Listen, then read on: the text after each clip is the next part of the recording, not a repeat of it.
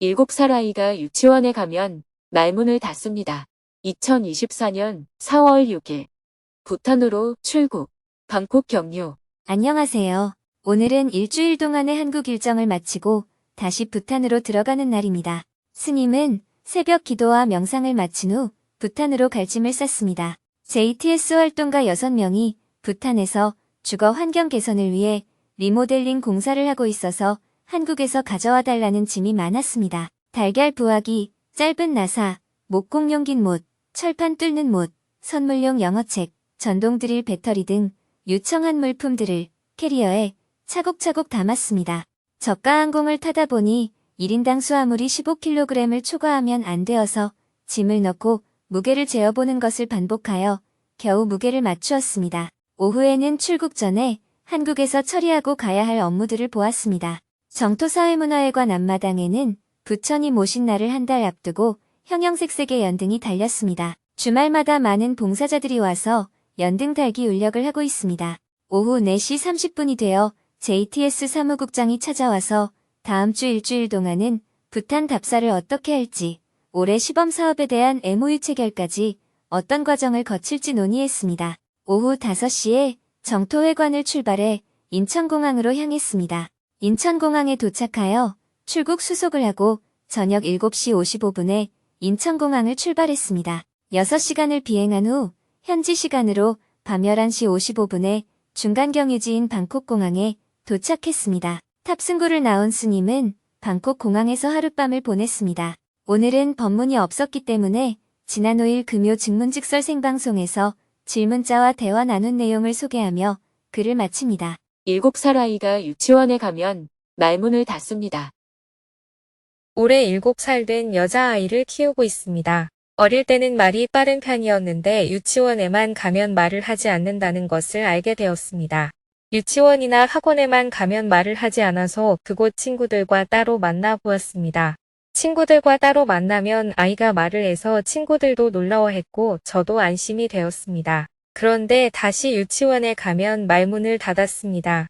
아동발달센터에 가서 상담도 해보았는데 아이가 예민하고 불안감이 높은 성향이며 선택적 함고증이 있어 보인다고 했습니다. 집에서는 제일 목소리가 크고 똑똑한 아이인데 유치원에서만 말을 하지 않으니 정말 답답합니다. 혹시 고질병이 될까 걱정이 됩니다. 내년이면 초등학교에 갑니다.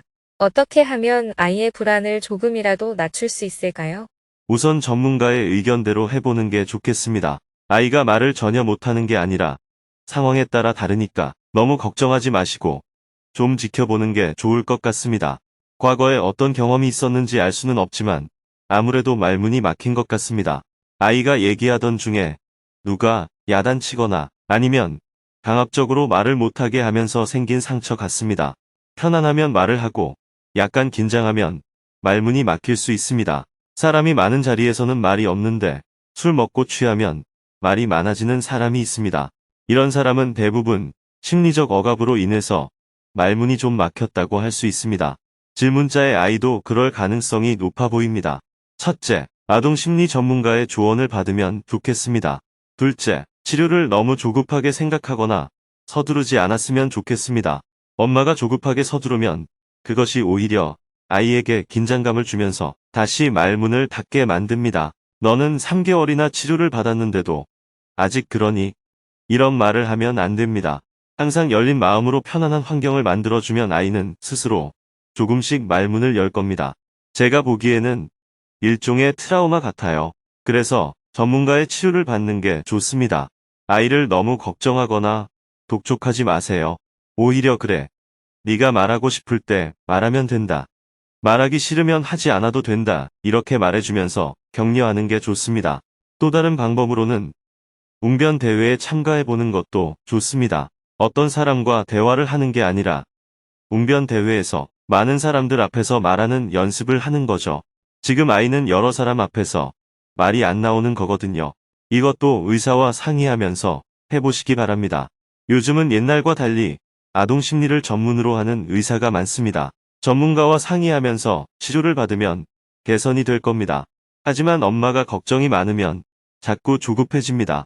그렇게 조급한 마음을 먹으면 아이는 더 긴장하게 됩니다. 그러니 아이가 유치원에서 말을 하지 않아도 괜찮다. 이렇게 생각하고 좀 더 지켜보면서 기다려주는 게 좋습니다. 말을 전혀 못한다면 장애라고 하겠지만 본인이 말을 하고 싶을 때는 실컷 하잖아요. 그래서 조금 더 기다려 주어도 괜찮습니다. 네, 감사합니다. 지금 이대로도 좋다 이렇게 생각하고 좀 더 기다려 보겠습니다. 아이를 믿고 너무 재촉하지 않으면서 함께 성장하겠습니다. 아이가 사람이 많은 곳에서 말문이 막히는 것을 자꾸 나쁘게 보지 않으시길 바랍니다. 말을 해야 한다는 생각이 있으니까 아이가 사람들 앞에서 말을 못할 때 답답한 마음이 드는 겁니다. 아이가 너무 제잘거리면 오히려 귀찮습니다. 우리 아이는 말이 별로 없어서 좋다. 이렇게 생각하는 게 좋습니다. 아이가 엄마, 나는 내가 너무 말을 안 해서 걱정이야 하고 걱정하면 아니야. 말이 많다고 꼭 좋은 건 아니란다. 네가 말하고 싶을 때 말하고 말하기 싫으면 안 해도 된다. 그건 네 자유야. 이렇게 격려해 주는 게 오히려 도움이 됩니다. 그러면서 전문가의 검진과 치료를 받으시고요. 치료를 받을 때는 바로 효과가 나든 안 나든 꾸준히 받는 게 좋습니다. 이것도 해보고 저것도 해봤는데 효과가 없다. 이렇게 생각하지 마세요. 꾸준히 이것도 해보고 저것도 해본다. 이렇게 생각해야지 효과가 당장 나타나길 바라면 안 됩니다. 왜냐하면 치료에 진척이 있더라도 지금 당장 아이가 말을 못하면 효과가 없다. 이런 생각이 들 수 있기 때문입니다. 그리고 또 다른 치료를 받던 중에 아이가 말을 하면 효과가 있네. 이렇게 생각하기 쉽습니다. 하지만 이전 치료 과정에서 진척이 있다가 다른 치료로 바꾸었을 때 그 효과가 비로소 드러날 수 있습니다. 그래서 밖으로 드러난 효과만 보고 이 치료가 효과가 있네 하는 생각은 하지 않으시길 바랍니다. 예를 들어 제가 몸이 안 좋아서 어떤 약을 꾸준히 먹었어요. 그런데 효과가 없어서 다른 약으로 바꿨는데 바로 효과가 났다고 합시다. 하지만 그 원인이 원래 먹어온 약 때문인지 아니면 새 약 때문인지 알 수 없잖아요. 밖으로 드러난 것만 보고 너무 단정 짓지 말고 조금 느긋한 마음으로 보살펴주는 게 좋습니다. 아이는 외부의 어떤 압박으로 긴장을 한 것입니다. 엄마가 자꾸 조급하게 해결하려고 하면 오히려 아이에게 압박이 될 수 있습니다. 항상 격려를 해주면서 괜찮다고 이야기해주면 아이의 긴장이 풀릴 겁니다.